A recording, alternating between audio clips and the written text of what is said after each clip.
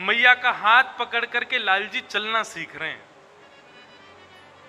परीक्षित से सुखदेव जी कहते हैं, परीक्षित सावधान हो जाओ, पूरे विश्व को चलाने वाला आज स्वयं चलना सीख रहा है। ठाकुर जी धीरे धीरे धीरे धीरे अपने चरण आगे रखते हैं और जैसे ही यशोदा मैया हाथ छोड़ती है तो ठाकुर जी भयभीत हो जाते, मैया कहाँ, आगे बढ़ ही नहीं पाते, क्यों, आगे बढ़ा तो गिर जाऊंगा। मैया कहती लाला आजा आजा आजा। जैसे ही ठाकुर जी को आगे बुलाती हैं, आगे जाती, ठाकुर जी धम्म से गिर जाते हैं। ठाकुर जी धीरे धीरे उठना सीख रहे हैं, धीरे धीरे चलना सीख रहे हैं। नंद भवन में जितने भी खम्भे हैं उन खम्भों में मणियां लगी हैं। ठाकुर जी एक खंबे से अपने आप को छोड़ते हैं और धीरे धीरे संभालते हुए दूसरे खंबे की ओर जाते हैं और दूसरे खंबे में लगी हुई मणि में जब स्वयं को देखते हैं, उस मणि में अपना मुखमंडल देख करके ठाकुर जी किलकिल करके हंसने लग जाते हैं। उनकी दो दतुइयां दिख रही हैं, ऐसे प्यारे कन्हैया लग रहे हैं।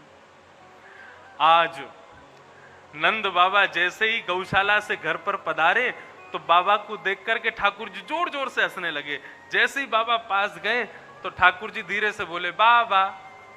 अब तो जैसे ही बाबा बोला, नंद बाबा तो महाराज बिल्कुल इतने उत्साहित हो गए, इतने आनंदित हो गए, अरे यशोदा, अरे सुन सुन सुन, लाला कहाँ बोलो। बोले कहाँ बोलो। बोली यानी बाबा बोली। लाला ने फिर से बोल के देखा, बोलो बाबा। तो मैया को देख करके बोले मैया। अब तो मैया बोले, बाबा बोले, अब तो यशोदा मैया नाच रही है, नंद बाबा नृत्य कर रहे हैं, पूरे ब्रजमंडल को निमंत्रण कर रहे हैं, अरे आज लाला ने हमारो नाम बोला है। बलराम जी आए, आकर के बोले लाला मुंह भी बोल दे भैया ना मैया, एक बार बोल दे भैया ना मैया। बोले एक बार बोल भैया। अब जैसे ही लाल जी बोले भैया, अब तो बलराम जी की खुशी का ठिकाना नहीं। पूरा ब्रजमंडल नृत्य कर रहा है, सब गोपियां जा जा करके अपना नाम बुलवा रही हैं और ठाकुर जी तोतली भाषा में उनका नाम बोलते हैं। जैसे ही नाम बोलते हैं वो गोपी नाचने लग जाती है। सब ब्रजवासी जाकर के नंद भवन में उत्सव मना रहे हैं, आनंद मना रहे हैं। कहने लगे मोहन मैया मैया, कहने लगे मोहन मैया मैया, कहने लगे मोहन मैया मैया, कहने लगे मोहन मैया मैया। ऐसी छोटी छोटी लीलाएं ठाकुर जी की इतना सुख प्रदान कर रही हैं सब ब्रजवासियों को। अब ठाकुर जी हो गए 3.5 वर्ष के। अब तो महाराज ऐसे हो गए हैं जैसे मानो स्प्रिंग कहीं रख दो तो वहां टिकते ही नहीं है, कोई कहीं भी बैठा दे तो वहां दिखेंगे ही नहीं। ऐसी स्थिति हो गई कि मैया ने लाकर के क्षुद्र घंटे का बांधी लाला के कमर पे। एक दिन बता रहा था ना मैं, ठाकुर जी को सूरदास जी एक पद में वर्णन करते, मुझे याद नहीं आ रहा पद, ठाकुर जी को जन्मदिन पर गिफ्ट दिया मैया ने। क्या गिफ्ट दिया? कौंधनी दी लाला को। और कैसी कौंधनी? उसमें छोटी छोटी छोटी छोटी घंटियां लगी हैं। अब जैसे ही वो कौंधनी मैया ने लाल जी को पहनाई, सो लाल जी नीचे बैठ करके मैया पहना रही थी, तो लाल जी ने मैया के कंधा पे हाथ धरो और अपनी कमर को हिला हिला करके वह घंटी को बजा रहे हैं। और अब उस घंटी को सबको सुनाने जा रहे हैं, पूरे ब्रजमंडल में, गोकुल में सबको दिखाने जा रहे हैं, देखो मैया ने मुंह को कहा दियो। तो कैसे जाते हैं? बड़े धीरे धीरे चल करके जाते हैं, कहीं बज नहीं जाए। मधुमंगल, श्रीदामा, ये सब भगवान के छोटे छोटे ग्वाल बाल हैं।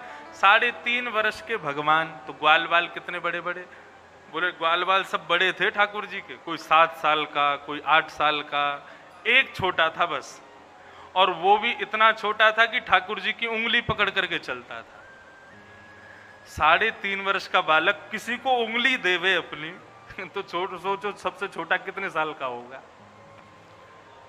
इनका एक मंडल है, बाल गोपाल चौर्य प्रचार प्रसार मंडल, और उस मंडल के अध्यक्ष हैं कौन? नंद नंदन श्री कृष्णचंद्र जी महाराज।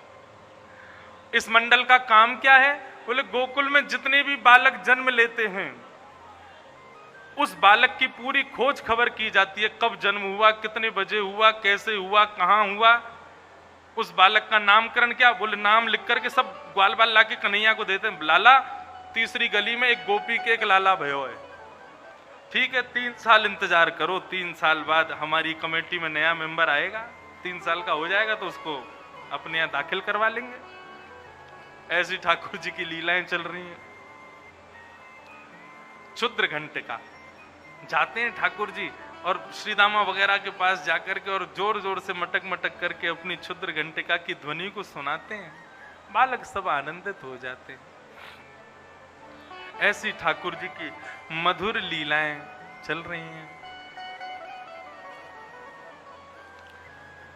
श्रृंग्यग्निडिं शशि जलद्विज कंटकेभ्यः क्रीडा परामति चली स्वसुतौ निषेधुं। कैसी क्रीड़ा करते हैं कन्हैया? बोले श्रृंगी, श्रृंगी कहते हैं सींग, गायों के सींग से खेलते हैं ठाकुर जी। कैसे खेलते हैं? बोले नंद बाबा के यहाँ कितनी गाय हैं? बोले 9 लाख गाय हैं, 9 लाख। अब 9 लाख गाय हैं तो सोचो दूध कितना होता होगा, घी कितना होता होगा, मक्खन कितना होता होगा। तो इतना नंद बाबा के यहाँ तो खाया नहीं जाता होगा। अरे पूरा गोकुल भी खाए तो नहीं खवेगा इतनी गायों का घी। तो क्या करते हैं बचे हुए घी का? तो बचे हुए घी से नंद बाबा अपने यहाँ की 9 लाख गायों के सींग में उसकी मालिश करवाते हैं। जब गैया निकलती है नंद भवन से तो उसके सींग को देख करके महाराज सूर्य भी चमकने लग जाते। सूर्य की चमकन से वो सींग मानो ऐसे लगते हैं जैसे मानो स्वर्ण हो। एक दिन एक गैया बैठी थी, ठाकुर जी गए और जाकर के उसका एक सींग पकड़ लिया। एक सींग ठाकुर जी ने पकड़ा, दूसरा सींग बलराम जी ने पकड़ा। अब दोनों ने गैया के सींग को घुमाना शुरू किया। एक तरफ ठाकुर जी, दूसरी तरफ बलराम जी धीरे धीरे कर रहे थे। तब तक तो कुछ नहीं था। जैसे ही जोर जोर से सींग को हिलाना शुरू किया, गैया थोड़ी देर तो सर हिलवाती रही, थोड़ी देर बाद गैया खड़ी हो गई। और जैसे ही गैया खड़ी हुई तो ठाकुर जी सींग पर लटक गए। अब गैया हिलावे उनको, लो तुमने बहुत देर हिलाया मुझे। फिर ठाकुर जी कहते मैया बचाइयो, अरे बाबा बचाइयो, देख तेरी गैया हमें मार रही है। अब जब तक नंद बाबा दौड़ करके ठाकुर जी को बचावे आमे तो सींग में लगा हुआ घी उससे हाथ हो जाते चीखने। गैया भी बड़ी चतुर, ठाकुर जी के संग आनंद करती, देखती ठाकुर जी नहा धो के आए, श्रृंगार करके आए, सो ठाकुर जी को लेकर के गैया जाती और जाकर के गोबर के पास इतनी जोर से अपना सींग घुमाती, ठाकुर जी गोबर में जाके गिर पड़ते। श्रृंगी मैया कहती लाला कितनों तैयार कर ले, आके या गोबर में ही खेले, मैं ना खेलूं, तेरी गैया फेंक दे मोको गोबर में, मोको तो लगे तू पूर्व जन्म को कोई सूकर होगो। भगवान बोले हाँ हम पहले बरा बन के आए थे, पूर्व जन्म के सूकर हैं हम। श्रृंगी अग्नि, अग्नि से खेलते हैं। चूल्हे में भोजन बनाती है मैया, ठाकुर जी उसकी लकड़ी निकाल करके भागते हैं बलराम जी को मारने के लिए। फिर बलराम जी भी एक उठा लेते हैं, दोनों एक दूसरे से तलवारबाजी करते हैं, फिर एक दूसरे को लग जाती है तो बैठे बैठे रोते रहते हैं। मैया के कितनों समझाओ, कितनों, दोनों ने नाक में दम कर रखो है हमारी। फिर दोनों सोचते हैं अब अगला क्या करना है। लाला एक काम कर, बोले कहा तू नदी में कूद जा, सरोवर में कूद जाइयो और फिर चल रही हो, अरे मैं डूब रहा हूं मुझको बचाओ। मैया तो को बचावे आवेगी, जैसी मैया तेरा हाथ पकड़ेगी पीछे तो मैया को मैं धक्का दे दूंगा। ऐसा तुम दोनों मचा में। श्रृंगी अग्नि द्यमष्टि, गलियों में कुकर सूकर डोलते हैं। सो ठाकुर जी को जैसे ही कोई कुकर दिखता है ठाकुर जी उसके पीछे चौकड़ी मार करके भागते हैं, उसको पकड़ करके फिर उसका मुंह खोलते हैं, फिर उसके दांत गिनते हैं, इसके दांत कितने हैं। ऐसे ऐसे उधम मचा में। नंद बाबा ने एक दिन देख लिया, यशोदा मैया से बोले बताओ बाहर बैठ के कुकर के दांत अन्ने गिने। बाबा मैं तो ये देखूं, मैं तो ये अंदाजो करूं, बा कुकर के इतने सारे दांत, बा को परसों ही जन्म भयो है, मेरो इतने दिन है गए अभी 4 ही दांत निकले हैं। मैं अपने दांतन को वाके दांतन से गिनूं कि मेरे कब आवेंगे। ऐसी ऐसी लीला ठाकुर जी की सुखदेव जी वर्णन कर रहे हैं। श्रृंग्यग्निडं शशि जलद्विज कंटकेभ्यः, ब्राह्मणों के साथ में बहुत क्रीड़ा करते हैं ठाकुर जी। क्या करते हैं? रोज ठाकुर जी एक पूजा पूजा खेल खेलते हैं अपने ग्वाल वालों के साथ। एक दिन सारे ग्वाल वाल सुबह सुबह आ गए। लाला, बोले हाँ। बोले आज बड़ो गंभीर प्रसंग पे तोते एक बात करनी है। छोटे छोटे बालक। भगवान बोले बताओ क्या बात है। बोले लाला, हमको पता चली कि हमारो जन्म पता कब भयो। बोले कब भयो। जब हमारे पिताजी को हमारी मैया ते ब्याह गयो। बोले तो ये कोई जानने वाली बात थोड़ी है, तो पहले थी सबन ने पता। बोले ना लाला, मैं यूं सोच रहा हूं कि कल को हमारो भी ब्याह होगा। बोले हाँ ब्याह तो होगा। कौन ते होगा। बोले ये ना पता कौन ते होगा। लाला, सुंदर सी बहू आ जाए। तो को कैसी बहू चाहिए। कन्हैया बोले मैं तो ऐसी बहू लाऊंगो जाए जेब में रख के गैया चरावे चलो जाया करूं, ऐसी बहू लेके आऊंगो। ग्वाल बाल बोले लाला एक काम करें, पूजा करें। काय बात की पूजा। बोले सुंदर बहू आ जाए या की पूजा। ध्यान रखियो मैया को ना पता चल जाए, नहीं तो बहुत मारेगी। दूध के दांत टूटे नहीं तो को ब्याह की पड़ रही है। लेकिन चल तेरो मनोरथ है तो पूरा करेंगे। सब ग्वाल वालों को लेकर के ठाकुर जी नंद भवन के पीछे चले गए और वहां सूखे पत्तों को इकट्ठा करके उनमें अग्नि लगा दी और सूखे पत्तों का चूरा आपस में बांट लिया। भगवान बोले अब जब मैं कहूं तब इसमें डालना और बोलना स्वाहा। बोले ठीक है। और ठाकुर जी बोले स्वाहा डालो। सारे बालक डाल रहे हैं। किसका यज्ञ कर रहे हैं। बोले सुंदर बहू आ जाए। यज्ञ पूरा हुआ। पूजा पूजा खेल हो गई ठाकुर जी की। उसके बाद भगवान का एक मित्र श्रीदामा बोला, बोले लाला यज्ञ तब तक पूरा ना मानो जाए जब तक ब्राह्मण आके यज्ञ को प्रसादी ना पाले, भोजन ना पाले। भगवान बोले तो ठीक है, ग्वाल वालों को सबको ब्राह्मणों को न्योता दे के आओ। ठाकुर जी ग्वाल वालों के संग गए और गोकुल में जितने ब्राह्मण देवता रहते हैं सबके घर पहुंच गए। सबके पांव छूमे ठाकुर जी, कहें आज हमारे यहाँ पूजा भई है, आपको भोजन पाने आनो है। ब्राह्मण को 3-4 चीज ही तो पसंद है। क्या क्या पसंद है ब्राह्मण को, सुन लो। भोजनांते शिव पूजांते संध्यांते त्रतैव च। 3 चीज पसंद है ब्राह्मण को। पहला, सुबह उठते ही स्नान करके तिलक लगा करके गायत्री करना, संध्या करना। संध्या बहुत प्रिय है ब्राह्मण को। 4 चीज प्रिय है। पहली संध्या, दूसरी शिव आराधना, शिव पूजा। जब रुद्राष्टाध्यायी का पाठ करता है ब्राह्मण, उसको बहुत सुख मिलता है। जब शंकर जी की आराधना करता है ब्राह्मण को बहुत सुख मिलता है।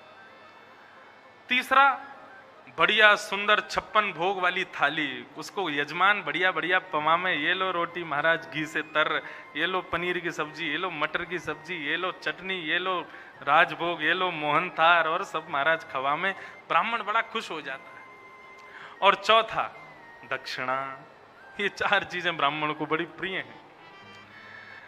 ब्राह्मणों को भोजन अति प्रिय,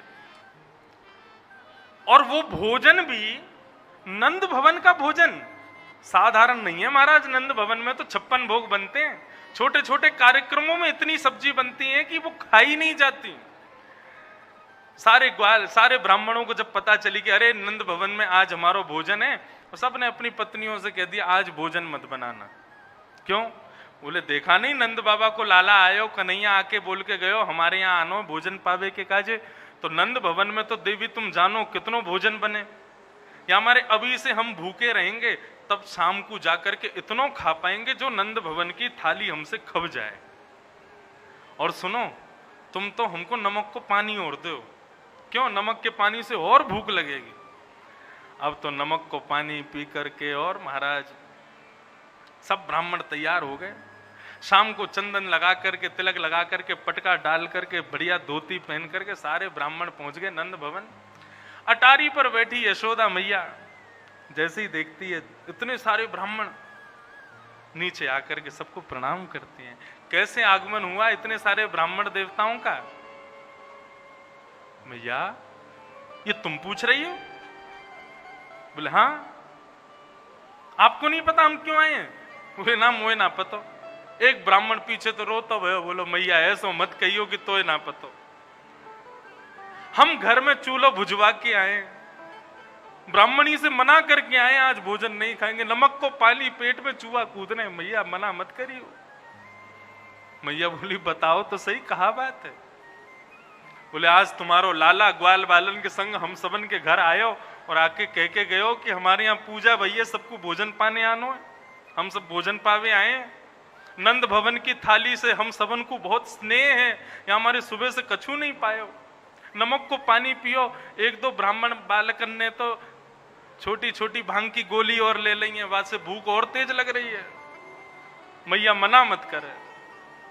यशोदा मैया बोली देखो मैं व्यवस्था तो करूंगी आपकी, लेकिन पहले यजमान खोज के लाओ, जिसने आपको बुलाया पहले उसको तो पकड़ो, कहां है।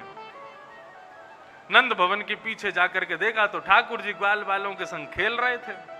वो तो निमंत्रण देके भूल और गए कि हम कहीं गए भी थे क्या।